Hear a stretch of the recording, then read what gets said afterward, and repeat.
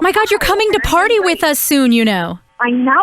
I'm very excited. It's on the calendar. So, you know, it's fresh in the park, so it's an outdoor concert. So are you one of those where, I mean, because it's all sweaty usually and stuff outside. What do you wear? Because I need to know this.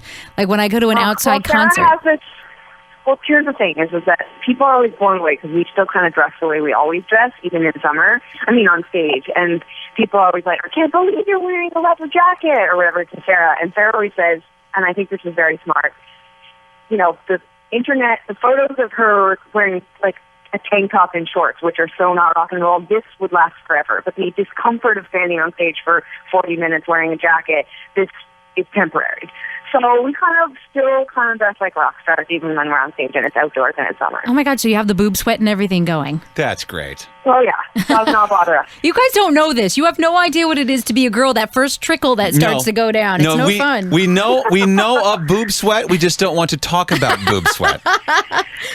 I mean, I feel like every one of us, like girls and boys, we all have parts of our bodies that sweat. And No. I smell like flowers and babies.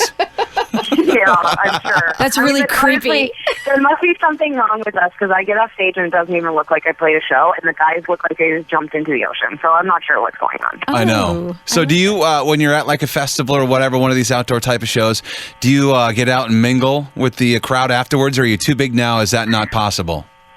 It just depends on the festival. I mean, we were just doing some pretty big festivals on this last run. You know, we did Firefly and Gulf Shores Hangout Fest, and like, you know, there's like over 100,000 people. So we were quite comfortable wandering around because most people, you know, like there's a huge demographic of people that are there, and so we went to some disco and danced into the night. And you know, some of the smaller city festivals, it's a little bit harder. It really just depends. You know, I mean, I really love talking to our fans still. I still love that connection that we have, but if people are wasted and it's like, you know, midnight, sometimes I get scared. But you know, we try to do meet and greets, and we try to do the VIP thing, and we do signings at the merch tents and that sort of thing, and I think that helps us keep a connection. And you were just talking about that. I mean, because Kane was saying today, he actually said this on the air this morning, that he absolutely has loved you guys forever. He doesn't want to share you anymore. Now you guys are getting famous. See, now fans will be like that. Fans sometimes get mad when their favorite band gets too big, and I know that's been something you guys have wanted to do for a while. You wanted your music to get heard by more people.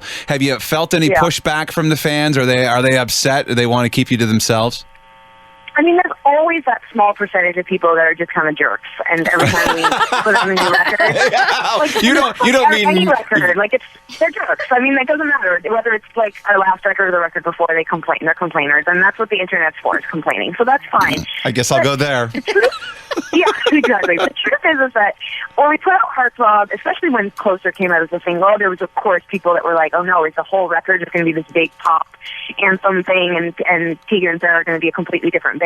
And I think once the record was out, and once the fans could hear it and hear how the whole record is actually quite a heartfelt, raw, vulnerable, I mean, I think it's our best written record, and the production itself doesn't dictate how Sarah and I live our lives or how we connect with our audience. And the truth is that the majority of our fans, I think, immediately got on board because they realized that this is just the same old Tegan and Sara, just, you know, dressed up a little bit. And I think that it's important for an artist to be able to explore and experiment. And Sarah and I have been around long enough now and been making music since we were teenagers that if we were just making the same records over and over again, we would be, I mean, it would be over. You would be AC/DC. For the long-term fans, like they don't necessarily even know we're around from record to record unless marketing and radio and you know, the media get on board. And in order to do that, you have to make a record that's relevant. So I think fans got on board. But I totally get it. I totally understand why people don't want us to be, you know, not theirs anymore. And the good news is that we're still alternative enough that I don't know that we'll ever be a Katy Perry. It'll be okay.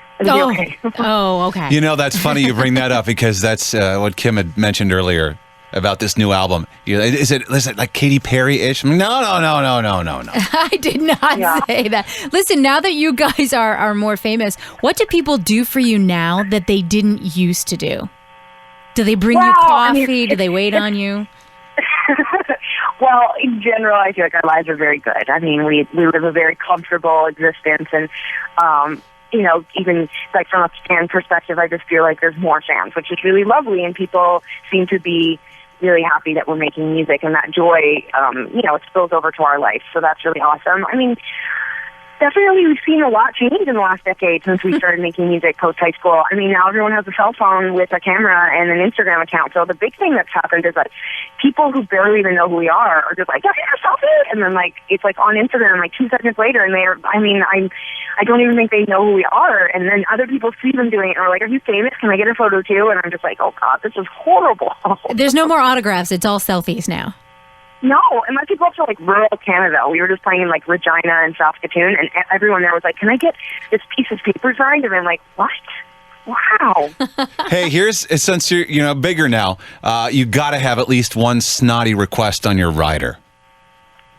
Well, our rider is snotty in the sense that, like, we're definitely, we're like a health-conscious band. Okay. And that's only because if we have 10 bags of chips backstage, we would not complain. We would be satisfied. We just sit there and eat them all. So instead, we ask for, like, pop chips and baked crackers and fresh fruit and trail mix. Like, so the people who run and have to go get all the stuff for us, they probably have to go to, like, 10 different stores. That's probably our most high-maintenance thing. What's the one thing, though, that if it was back there, you would eat it? What's, like, your kryptonite when it comes to junk food?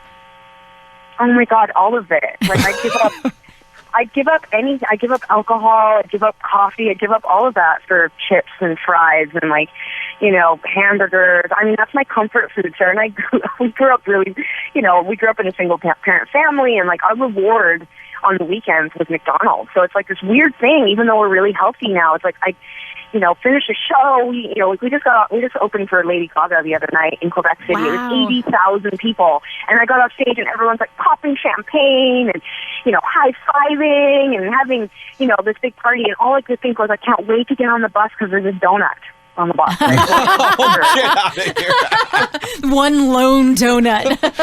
That's still that better. Donut has my name on it.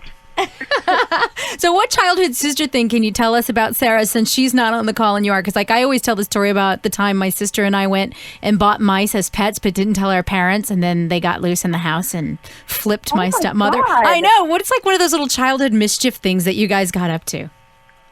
Well, I mean, Sarah and I were, like, really, I call this, we're kind of spooky. Like, we were identical twins, and we went everywhere together, and, my mom went back, my parents divorced when we were really young, and my mom went back to university, so we considered ourselves the head of the household. So even when we were like 6 or 7 years old, we thought we were in charge. We had to keep the house clean, cook all our meals, never bother our mom. Like, we were latchkey kids. And so we were just spooky. Like, everything about us seems weird now when I think back to it. Like, we never bothered anybody or asked for anything. And so we were kind of the kids that if something terrible happened. Like, I remember Sarah and I playing baseball on the front lawn, and we broke, like, the ball kind of went wild and broke a camper, like a windshield on a camper that was parked across the street. And we, like, packed bags and ran away from home. Like, we were, like, never, like, we were so upset we didn't tell anyone. We, like, packed a suitcase and, like, took off. And we ended up at my grandparents' house a couple miles away. And my grandma was, like, obviously beside herself but acted calm and was like, oh, great, you're here, great, and called my mom immediately. And everybody was very calm about the whole thing, but we just never had done anything wrong in our whole lives, so we just fell apart. I mean, we had to go to therapy. That's why you hate camping. Yeah, I really hate camping. So we will see you guys at Fresh in the Park on July 26th, Tegan and Sara. Thanks, Tegan. Hey, can't wait. Thanks for the support.